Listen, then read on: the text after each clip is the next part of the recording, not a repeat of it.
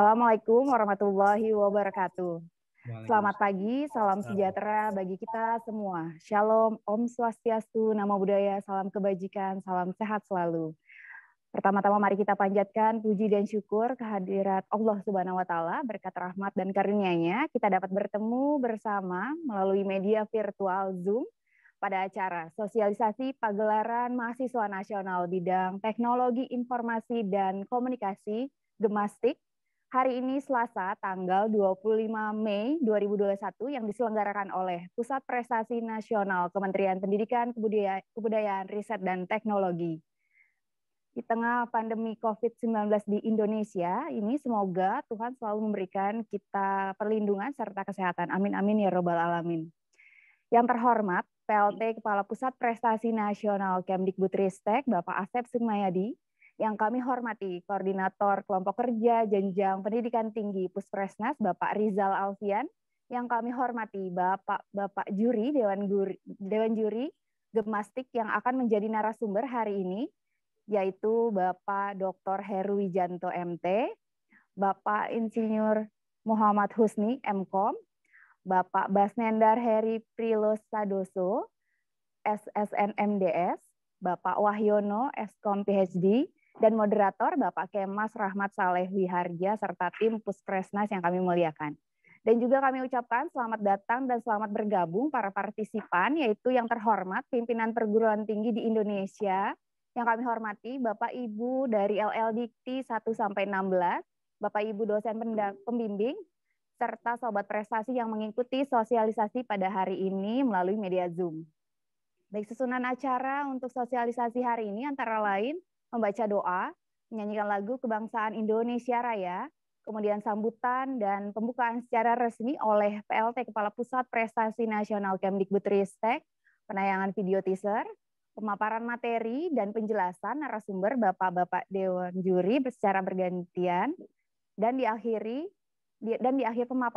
pemaparan materi narasumber, sobat prestasi diberikan kesempatan untuk bertanya di kolom Q&A maupun raise hand, dan terakhir penutup.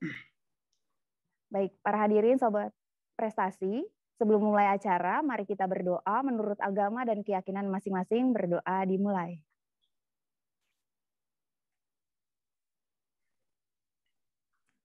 Amin.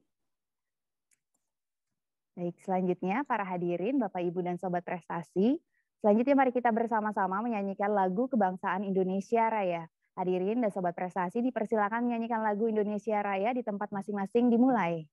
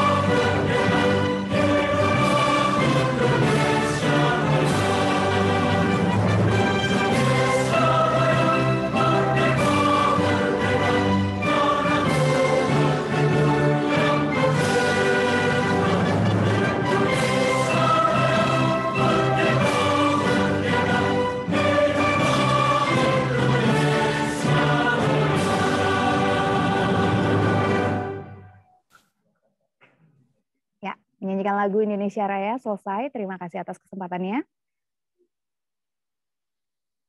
Baik, para hadirin, mari kita menyimak sambutan sekaligus pembukaan secara resmi kegiatan sosialisasi Gemastik 2021 oleh PLT Kepala Pusat Prestasi Nasional Kemdikbudristek. Kepada yang terhormat Bapak Asep Sukmayadi, dipersilakan.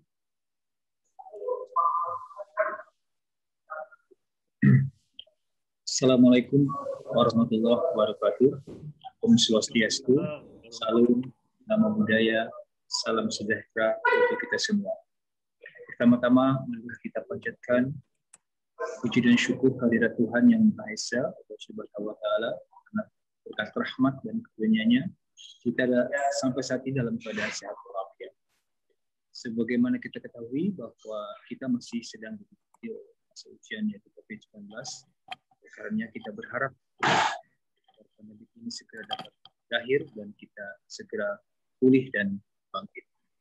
Bapak Ibu dan hadirin sekalian yang berbahagia, peningkatan kualitas sumber daya manusia merupakan salah satu fokus pembangunan pada rencana pembangunan nasional. Pada sistem pendidikan tinggi juga diperkokoh dengan diterbitkannya Undang-Undang Nomor 11 Tahun 2012 yang melandasi pengembangan kualitas lulusan melalui kegiatan intrakurikuler, kokurikuler, dan ekstrakurikuler. Mahasiswa tidak hanya dibekali pengetahuan dan keterampilan, melainkan juga dua unsur yang menyempurnakan kinerja di kehidupan masyarakat, yaitu hard skill dan soft skill. Ini penting karena sinergi di antara keduanya sangat berubah. Tantangan perubahan hari ini dan masa depan yang demikian cepat mendorong para lulusan untuk mampu beradaptasi, bersemangat, dan belajar sepanjang hayat, dan memiliki kepedulian terhadap pembangunan yang berkelanjutan. Kebijakan Merdeka Belajar Kampus Merdeka juga sangat relevan untuk terus diimplementasikan, mendorong mahasiswa untuk tidak hanya unggul dalam akademik, namun juga menjadi individu yang kreatif, inovatif, berdaya saing tinggi, dan berkarakter. Sehubungan dengan itu, Pusat Prestasi Nasional yang mengemban tugas pengembangan prestasi peserta didik telah menyiapkan serangkaian agenda kompetisi yang dapat diikuti oleh seluruh mahasiswa dengan tetap tahun ini, karena masih kondisi pandemi, memperhatikan protokol COVID-19 dan platform daring yang kita terus upayakan disempurnakan.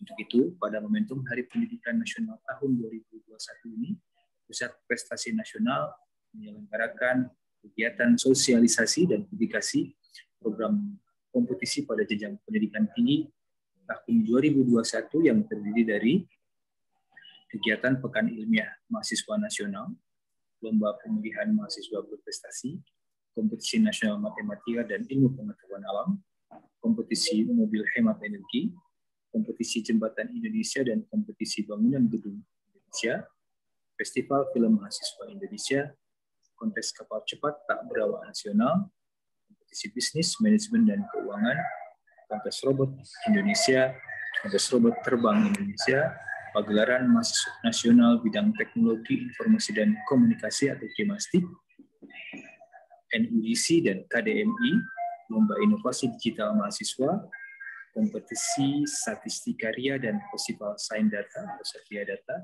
dan Musabaqah Tilawatil Quran Mahasiswa Nasional. Kegiatan kompetisi, lomba, festival, dan kontes di atas merupakan pengembangan atas berbagai bidang, yaitu sains, riset, teknologi, dan inovasi, kemudian bidang seni, bahasa, literasi, bidang olahraga, kesehatan jasmani, bidang vokasi, bidang kewirausahaan, dan bidang kepemimpinan. Semoga kegiatan sosialisasi ini dapat berjalan dengan baik dan lancar, serta masyarakat pada umumnya, perguruan tinggi dan mahasiswa pada khususnya dapat memperoleh segenap informasi secara komprehensif terkait kegiatan Pusat Prestasi Nasional Jenjang Dikti pada tahun 2021. Kami mengucapkan penghargaan dan terima kasih yang setinggi-tingginya kepada segenap pihak dan para pemangku kepentingan dalam menyelenggarakan kegiatan kompetisi jenjang pendidikan tinggi. Begitu pula kami ucapkan terima kasih kepada Ditjen Dikti, LL Dikti, Ditjen Vokasi, dan tuan rumah kompetisi kegiatan Dikti yang nantinya akan dipilih. Kemudian juga terima kasih kepada para penyusun pedoman serta narasumber kegiatan, para pembina, juri, dan segenap tim panitia, pihak media dan yang telah turut serta menjadi bagian dari suksesnya program kompetisi pengembangan prestasi di jenjang pendidikan tinggi. Dan tentu saja kepada seluruh pihak yang tidak bisa kami sebutkan satu persatu. Akhir kata saya ucapkan selamat mengikuti kegiatan sosialisasi ini, selamat berpartisipasi dan mengikuti berbagai bidang kompetisi yang diselenggarakan pada tahun 2021 oleh Pusat Prestasi Nasional. Dan saya tutup dengan sebuah pantun, diberikan berlian pada kekasih. Sekian dan terima kasih. Mari kita serentak bergerak mewujudkan Merdeka Belajar dan Kampus Merdeka. Demikian, bila topik berbudaya. Wassalamualaikum warahmatullahi wabarakatuh. Waalaikumsalam warahmatullahi wabarakatuh.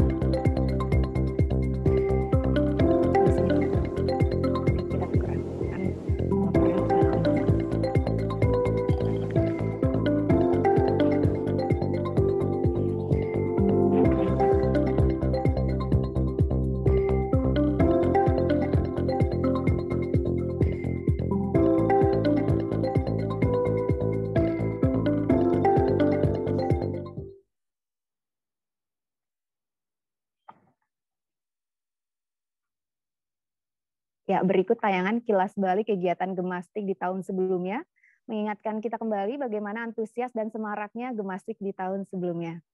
Baik Sobat Prestasi, pasti tidak sabar lagi menyimak penjelasan Bapak-Bapak juri mengenai teknis pelaksanaan Gemastik tahun 2021 ini. Namun sebelumnya saya serahkan kepada moderator yang akan memandu panel narasumber dan diskusi tanya-jawab, yaitu Bapak Kemas Rahmat Saleh Wiharja dari Universitas Telkom. Beliau merupakan dosen Fakultas Informatika di Universitas Telkom. Kepada Bapak Kemas dipersilakan.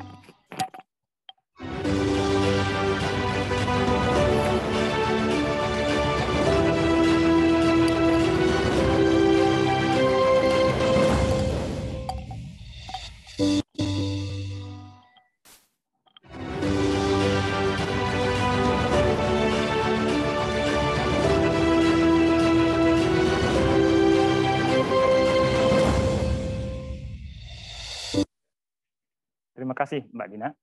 Sobat Prestasi, dimanapun Anda berada, tibalah kita di puncak acara sosialisasi Pagelaran Mahasiswa Nasional Bidang Teknologi Informasi dan Komunikasi atau biasa disingkat Gemastik. Pada hari ini, kami menghadirkan 4 narasumber yang akan menjelaskan tentang apa itu Gemastik dan apa saja divisi atau cabang lomba yang ada di Gemastik. Berikut saya bacakan nama-nama dari keempat narasumber kita. Yang pertama, Bapak Dr. Heruwianto MT. Yang kedua, Bapak Insinyur Muhammad Husni, MKom. Yang ketiga, Bapak Wahyono, Eskom, PhD. Dan yang keempat, Bapak Baswendar Heri Prilosadoso, SSN, MDS. Kami mengundang semua Sobat Prestasi untuk menyimak pemaparan dari keempat narasumber secara seksama. Jika Sobat Prestasi ada pertanyaan, silakan menuliskan pertanyaan di kolom chat atau raise hand pada saat sesi Q&A. Berikutnya, mari kita simak pemaparan dari Bapak Heruwianto tentang informasi umum Gemastik. Kepada Bapak Heruwianto, kami persilahkan.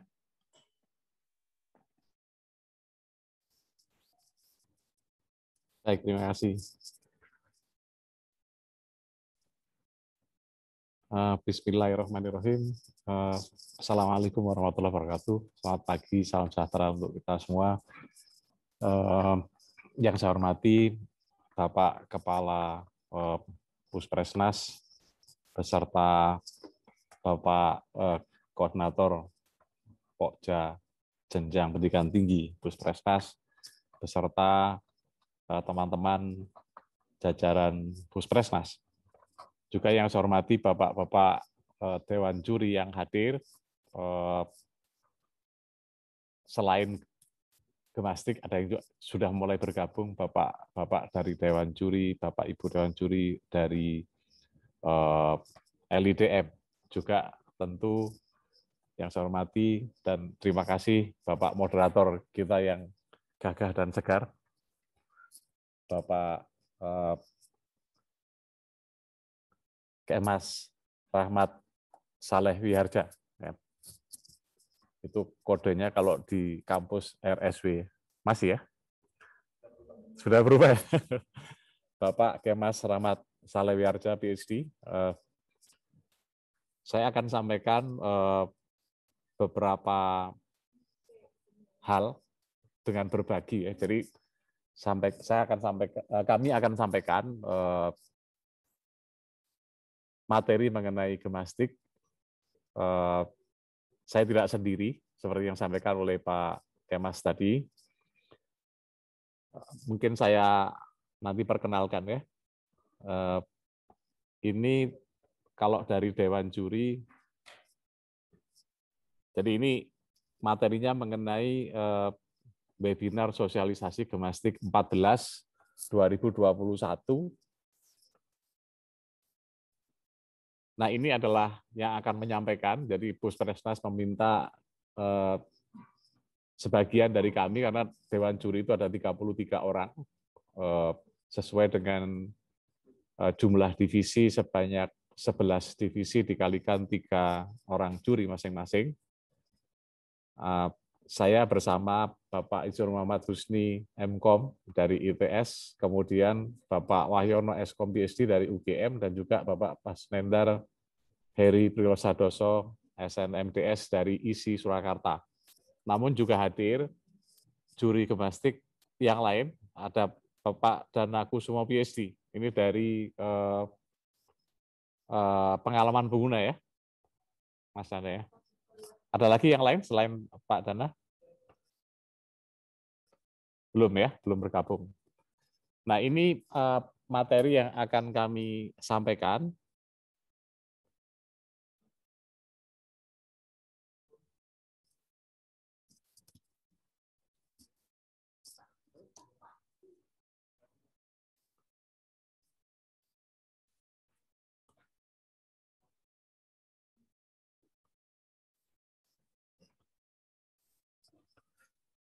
Jadi tentang Gemastik itu berisi penjelasan umum, kemudian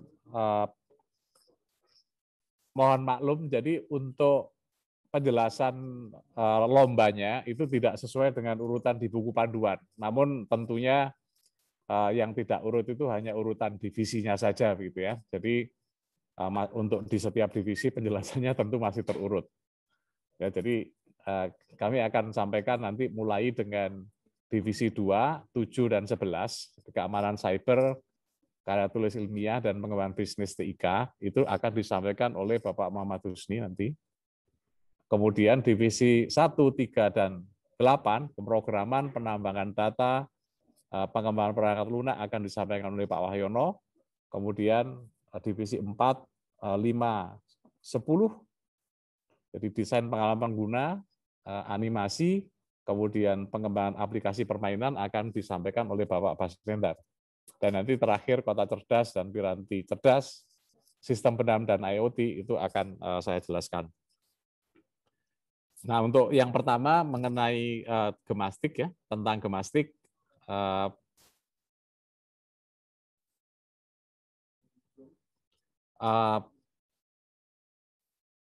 Bapak Ibu dan adik-adik mahasiswa itu untuk buku pedoman gemastik yang mutakhir itu sudah dirilis oleh Puspresnas di tautan laman Puspresnas di tautan gemastik ya. Mudah-mudahan semua kampus yang bersemangat dengan gemastik sudah mengunduh file ini dan mempelajari buku pedoman yang mutakhir. Nah, sehingga acara sosialisasi hari ini sifatnya lebih kepada konfirmasi dan diskusi ya.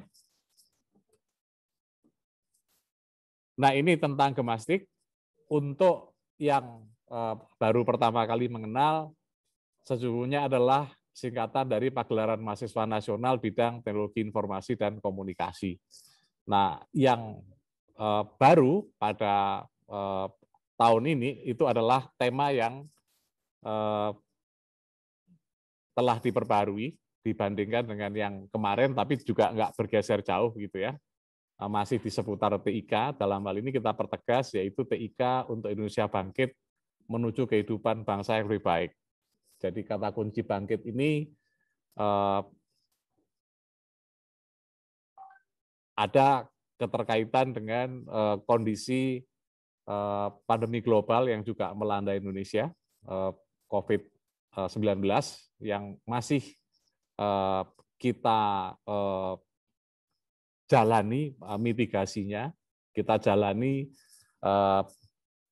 lingkungan permasalahannya, dan termasuk silahkan karya-karya inovasi dari para mahasiswa nanti juga merupakan semangat dari itu. Bagaimana Indonesia dan kehidupan bangsanya itu bangkit dari mengalami pandemi yang sangat panjang. Dan kita tahu bahwa tidak semuanya mengalami masalah, namun juga ada sebagian yang bisa mengambil kesempatan untuk menjadi lebih baik. Antara lain misalkan kalau di dunia pendidikan, khususnya di pendidikan tinggi, itu adalah bagaimana pembelajaran hibrida, pembelajaran bauran itu bisa berjalan lebih cepat dengan menambah porsi daring yang sangat tinggi ya dibandingkan dengan kecepatan pada saat sebelum kita mengalaminya. Demikian juga untuk berbagai aspek kehidupan masyarakat yang lain, peranan TIK sangat sentral, jadi sangat penting dan strategis dalam memperlancar kehidupan dan juga bagaimana membantu mengatasi berbagai hambatan oleh pandemi. Ini ada dasar hukum yang melindungi kegiatan kita semua, baik penyelenggara di pemerintah, juga pelaksana yang ditunjuk, dan juga oleh yang melindungi kita semua peserta. Tujuannya silakan dibaca seperti yang kisarannya tadi sudah saya sampaikan ya. Ini narasi yang sangat banyak dan juga detail. Silakan dibaca. Nah, ini kita lihat sebelah cabang kompetisi gemastik, kita akan lihat bahwa ini tidak ada perbedaan dan tidak ada penambahan maupun pengurangan dibandingkan dengan gemastik sebelumnya. Nah, ini nanti akan kita lihat bahwa yang 14 tahun 2021 itu akan sama ya seperti yang tadi ya. Nah, yang ini ya. Nah, kemudian ini sejarah gemastik, kilas balik saja yang baru mengenal gemastik itu insya Allah tahun ini akan jatuh pada penyelenggaraan yang ke-14 ya. Kita belum tahu akan dilaksanakan ditunjuk oleh Puspresnas kepada pelaksana di perguruan tinggi mana ya. oleh kementerian. Ya, tapi yang pertama itu adalah tahun 2008, ya, dan sampai saat ini masih ada 5 kampus pelaksana yang ditugaskan, ya, mulai dari Telkom University, kemudian ada ITS, ITB, UGM, UI, kemudian ini adalah cyclic kembali ke semula gitu ya, ke ITS, kemudian juga ke Telyu. Nah, ini adalah award yang kenapa ini? Ini adalah award yang akan menjadi buah kemenangan bagi para juara gemastik nantinya untuk penghargaan medali.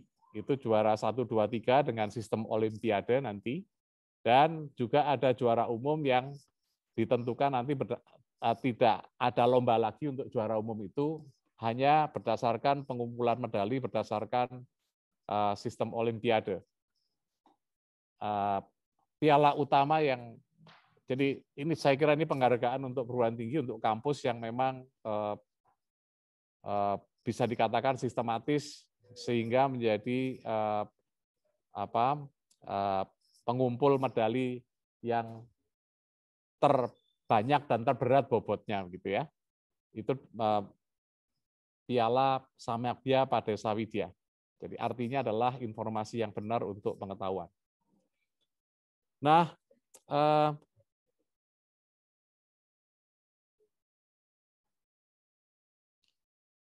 kemudian untuk penghargaan non medali juga ada. Jadi ini untuk yang pertama ini masih pertama dan kedua itu masih berkaitan dengan kompetisi di 11 divisi gemastik, yaitu penghargaan The Most Inspiring Team, kemudian juara lomba poster, ya, jadi juara 1, 2, 3. Nah, tentunya ini adalah terkait dengan divisi yang memang punya kewajiban untuk membuat poster, ya, yaitu divisi 3 dan divisi sampai dengan divisi 11. Nah, divisi 1 dan 2 pemrograman dan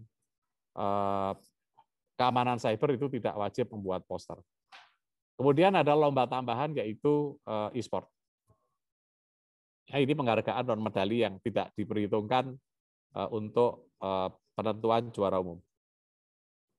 Nah, ini statistik atau perkembangan gemastik 2 tahun terakhir ya, 2019 dan 2020. Kita lihat sebenarnya ada penambahan jumlah pendaftar dari sebelumnya 133 perguruan tinggi itu menjadi 171 di tahun 2020. Ini adalah komposisi kepesertaan lomba di masing-masing divisi. Nah, namun ternyata yang 2020 atau gemastik 13 akhirnya hanya sampai 137 yang benar-benar ikut melaksanakan lomba. Ya, jadi jumlah timnya juga agak menyusut. Dan ini saya kira ya ini awal pandemi ya. Jadi yang semula semangatnya cukup tinggi ternyata tergerus juga sebagian ya. Tapi tidak banyak ya, tidak banyak. Akhirnya menjadi 137 perguruan tinggi dengan 1.348 tim ya. Menyusut ini. Nah, kemudian yang akhirnya masuk ke final, nah hikmah juga dari pandemi yang kita syukuri adalah dengan sepenuhnya penyelenggaraan lomba secara daring memungkinkan jumlah finalis itu bisa lebih banyak dibandingkan dengan apabila luring. Ya. Jadi kalau biasanya pada saat luring itu finalis untuk divisi 3 sampai 11 yang berbasis karya inovasi itu hanya 10 tim. Kemudian divisi 1 dan 2 itu 20 tim. yang diloloskan untuk babak final. Nah, untuk pandemi karena daring, maka bisa lebih ringkas dan juga hemat, ya, tidak harus ada perjalanan dan akomodasi. Maka untuk divisi 2 sampai divisi 11 itu finalisnya ada 20 tim. Ya. Nah, kemudian untuk divisi 1 khusus pemrograman itu malahan 30 tim. Ya, sehingga 230 tim finalis. Dan ini ternyata dari 137 perguruan tinggi tadi, ya, yang ini yang 137 yang masuk ke final itu 55 perguruan tinggi. Dan ini adalah distribusi jumlah finalisnya.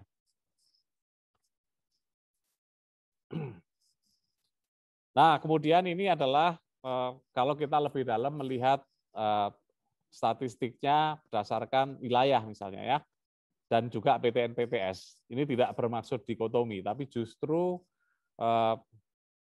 para juri dan juga Bapak Ibu di Puspresnas sangat menginginkan sekali agar dari luar Jawa itu terjadi peningkatan. Ya, jadi sangat ingin sekali baik itu pada saat ikut lomba di awal di babak penyisihan maupun sampai ke babak final.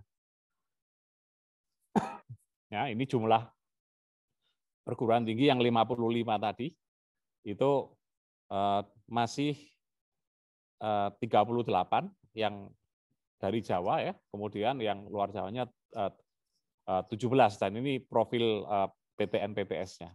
Nah, ini adalah timnya. Ya. Sangat kita inginkan agar luar Jawa dan juga PTS itu juga menjadi seimbang ya. Karena jumlah PTS di Indonesia jauh lebih banyak daripada jumlah PTN. Ya. Nah, ini adalah peringkat juara di 2019 ya. Kemudian ini adalah 2020. Jadi masih bisa dilihat jejaknya di link-link ini ya, di tautan ini. Ini masih bisa dilihat. Bahkan sebenarnya peserta Gemastik ini masih bisa melihat jejak lombanya, termasuk sertifikatnya ya. Ini sertifikatnya masih bisa di-download. Nah, ini pelaksanaan lombanya. Seluruh lomba itu terdiri dari satu babak penyisihan dan babak final. Kemudian semuanya akan dilaksanakan secara daring, baik babak penyisihan maupun babak final. Ini kemungkinan yang luring adalah Bapak Ibu di Puspresnas dan Dewan Juri gitu ya, yang memungkinkan. Kemudian seluruh acara seremonial juga daring, kemudian acara dan lomba-lomba tambahan juga daring. Dan ini jumlah finalis yang akan terlibat itu tidak akan berbeda atau masih akan sama dengan tahun lalu. Nah, ini persyaratan umum. Ya, ini ada pembaruan juga sedikit, tapi mungkin juga cukup prinsipil ya. Misalnya, ya ini nama kementerian berubah sekarang gitu ya.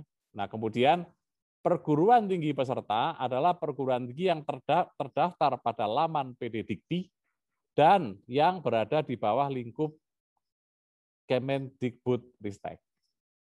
Ya. Kemudian mahasiswa peserta adalah mahasiswa aktif yang terdaftar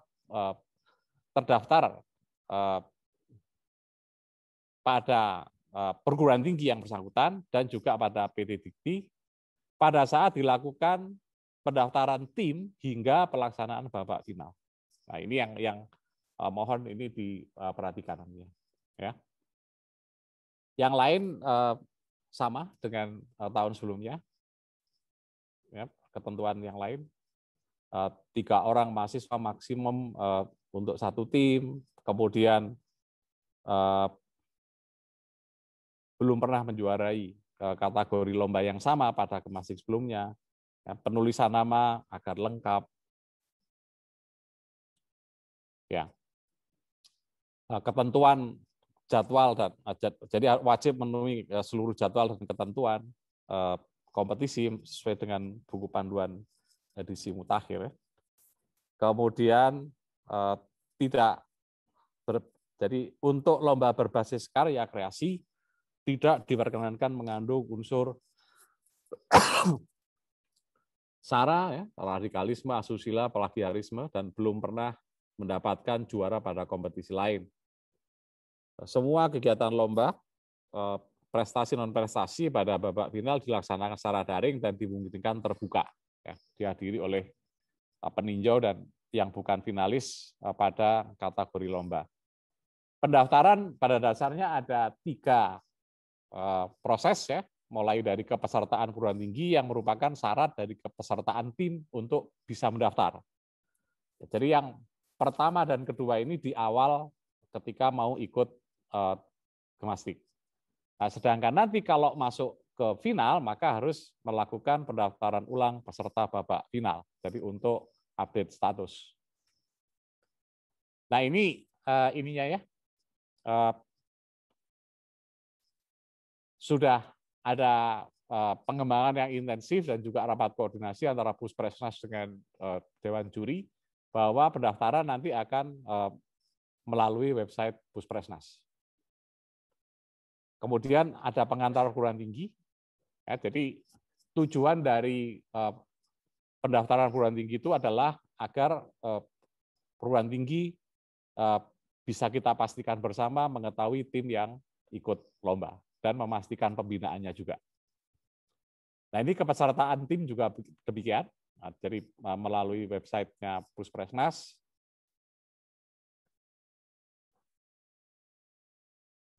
Jadi ada berkas-berkas administrasi sini, KTM, kemudian juga pengantar, dan juga pernyataan karya belum pernah diikutsertakan pada kompetisi lain dan Gemastik tahun sebelumnya. Ya, jadi kalau yang pengantar perguruan tinggi ya ditandatangani pimpinan perguruan tinggi bidang kemahasiswaan. Ya tidak harus Pak Rektor atau Pak Warek, ya, bisa Direktur, ya, Direktur Kemahasiswaan atau Kapak, ya. Kemudian kalau yang berkaitan dengan karya itu diketahui oleh pimpinan fakultas, ya, departemen atau jurusan bidang kemahasiswaan, ya, pimpinan fakultas. Nanti di babak final juga melakukan pendaftaran lagi, sekaligus mendaftarkan kehadiran pembina dan pimpinan perguruan tinggi. Nah ini jadwal.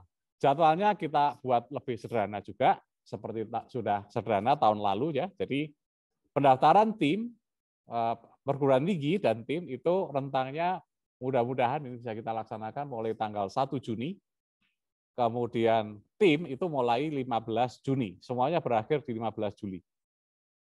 Seluruh divisi. Nah, kemudian untuk pemanasan pralomba itu akan dibutuhkan oleh divisi 1 dan 2.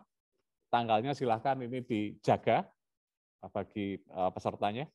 1 Agustus, 31 Juli, jadi selisih 1 hari saja. Ini juga selisih 1 hari, keamanan cyber yang lebih dahulu. Ya, 7 Agustus, 8 Agustus ini adalah penyisian. Ya, ini sudah pertandingan kalau ini, ya. Jadi yang background-nya biru ini adalah pertandingan. Kemudian meskipun di sini ada babak penyisian, ya, daring, namun pemenangnya tetap diumumkan bersamaan dengan divisi yang lain, yaitu 12 Agustus. Nah, sedangkan divisi 3 sampai 11 itu masa pengunggahannya itu sampai 29 Juli. Ya, ini ada kesalahan ini, ya. Bukan 22 Mei, tapi 15 Juni mestinya, ya. Nanti saya betulkan sebelum di-share. Kan nggak mungkin ini sebelum daftar mengunggah, ya, proposal. Kemudian masa penjurian itu sehari setelah masa pengunggahan proposal berakhir, itu masa penjurian sampai 10 Agustus, dan kemudian 12 Agustus itu serentak diumumkan para finalis. Dan kemudian di sini ada catatan kaki yang juga tidak kalah penting untuk dibaca, ya, untuk dipenuhi, ya. Pendaftaran ulang itu tidak ditulis di tabel ini, namun ini menjadi catatan yang sangat penting. Untuk pendaftaran ulang finalis adalah 24 sampai 30 September. Dan seterusnya, ya. Ini ada pemanasan lomba, ya, kemudian technical meeting dan sebagainya, warming up, ya. Kemudian kapan penyelesaian kasus, ya, untuk data mining, ya, untuk penambangan data yang harus sudah diselesaikan. Saya kira penjelasan umum itu, kita masuk ke penjelasan divisi per divisi. Kami persilahkan Pak Husni untuk menjelaskan divisi 2. Terima kasih kepada Bapak Heruwianto atas pemaparannya tentang informasi umum gemastik.